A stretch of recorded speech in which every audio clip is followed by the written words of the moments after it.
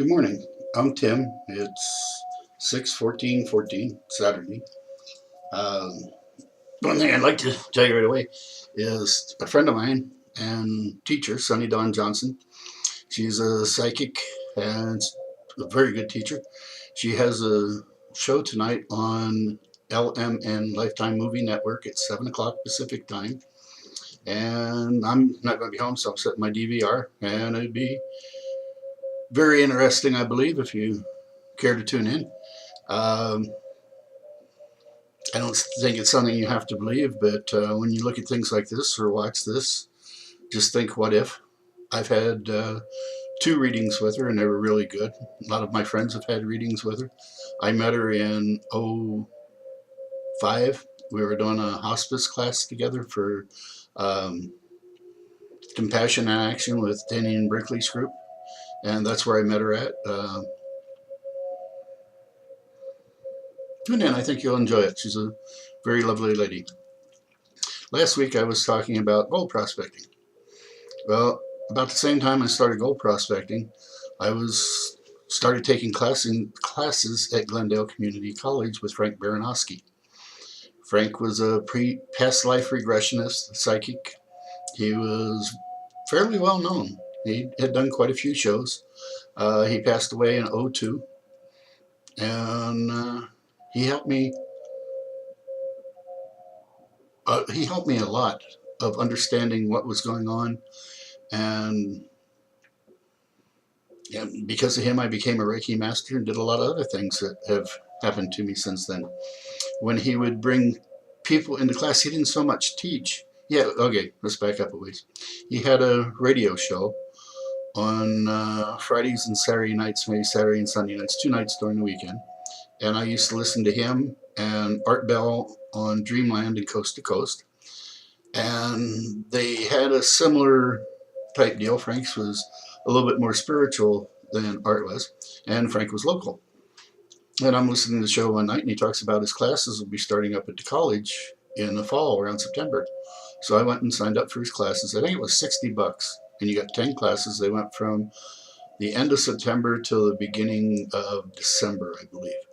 But he brought in people who were famous in their field. Somebody canceled one time, and he brought in Stanton Friedman, who had just been in Scottsdale that weekend doing a show, and it was like $300 to come in and listen to him. Well, he was one of the speakers. I got to figure out which side my mustache driving me crazy. There we go. There. But he came in and spoke to us for 2 hours, and we basically paid $6 for the course for that class. And Frank knew when people. Excuse me here for a minute. We got something popped up. There we go. Frank knew when people were real because he could see auras, so he could see when an aura changed if they went into an altered state of consciousness and where their heart was and things like that. He also see when you're out of place with something, when something wasn't right. The past life regressions, I had about 5 past life regressions with him.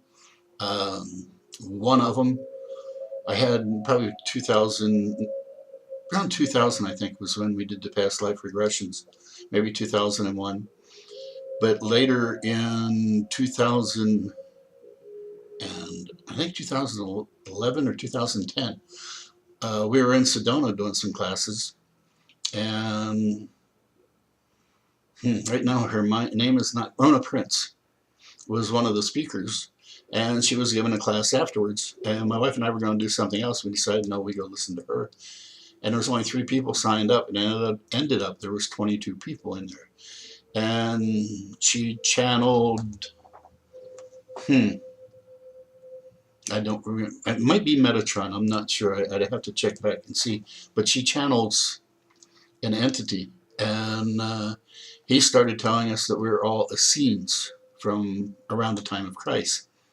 And I was one of the wisdom keepers, and I had, well anyway, I get into this deeper later on. But anyway, it fit the past life regression that Frank had given me about 10 years before. Back to Frank in the classes.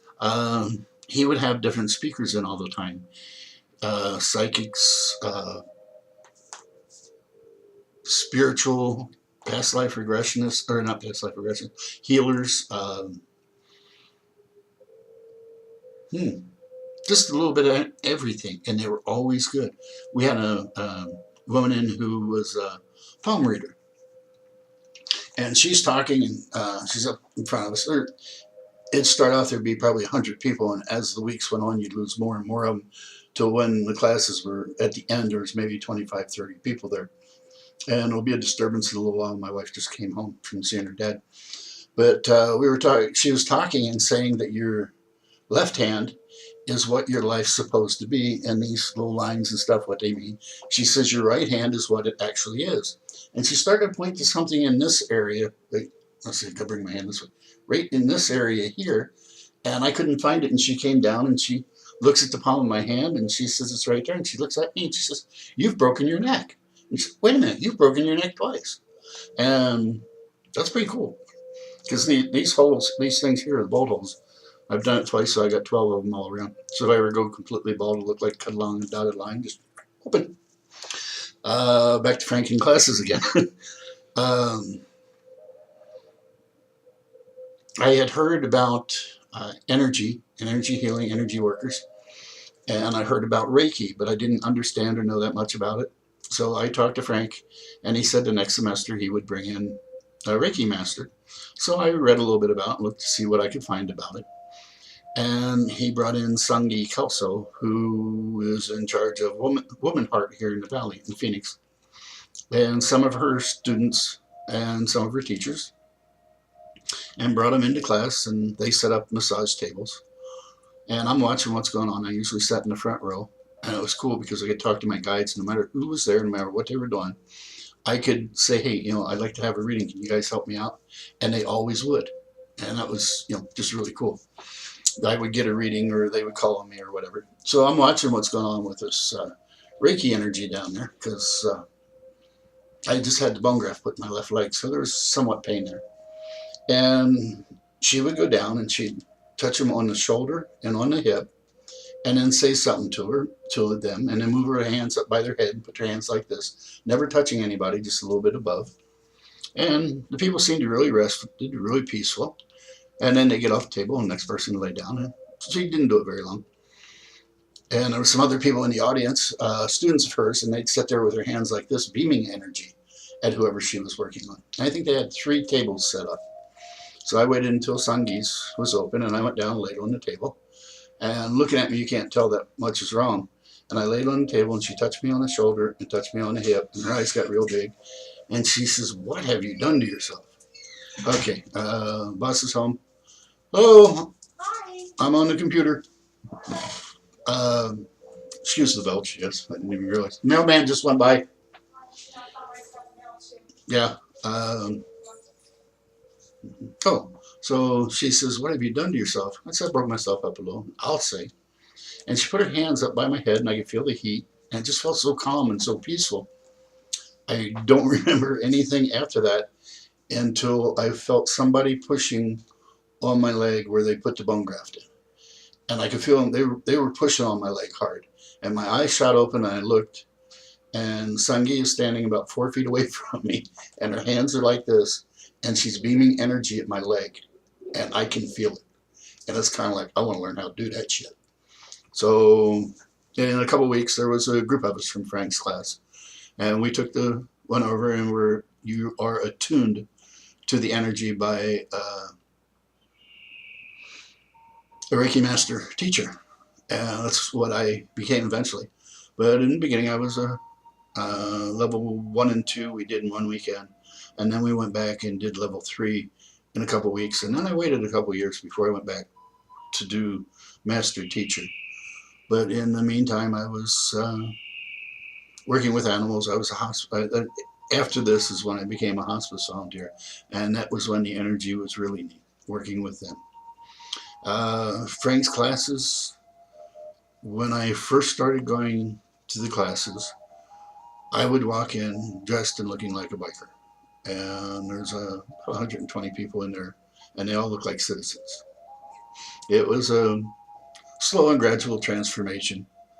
As I wasn't writing anymore, I didn't need to look. I didn't need what I had, so I gradually changed, and over time, after I started working with Reiki energy, it was strange. I was driving down the road one day and somebody cut me off.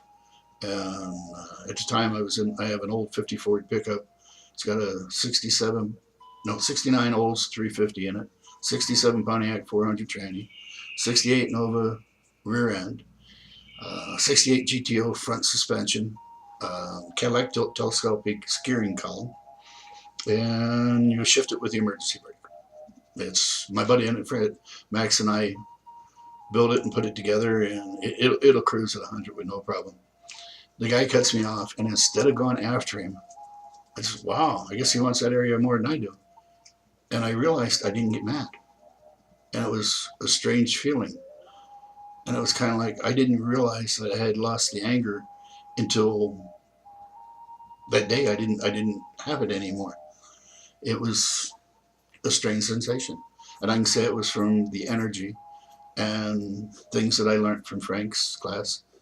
His class was great at the time because it fit with me going gold prospecting, because that's where I found out about meditation, and I needed a lot of time to be alone, to go within myself, and the meditation helped me do this. And I used to get messages and things. I still get messages. One of them I got was I was asking why I was still here. You know, why couldn't you let me go one of the times when I died? And they told me with what you've been through, it's your turn to help others heal. And that's when I started really investigating Reiki and got into the Reiki. And got into being a hospice volunteer. And it's been a couple of months since that meditation. And I thought to myself, wow, okay. Hey guys, you told me with what I've been through, it's my turn to help others heal. And what I got back was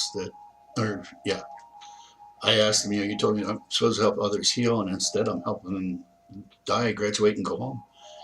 And what I got back was there's more than one way to help someone heal. And after doing it for a few years, I understood what they meant, because I would tell them stories of things that had happened to me, or like Daniel Brinkley, who was struck by lightning. He's been dead 3 times. He was dead for, I think, 28 minutes the first time. Or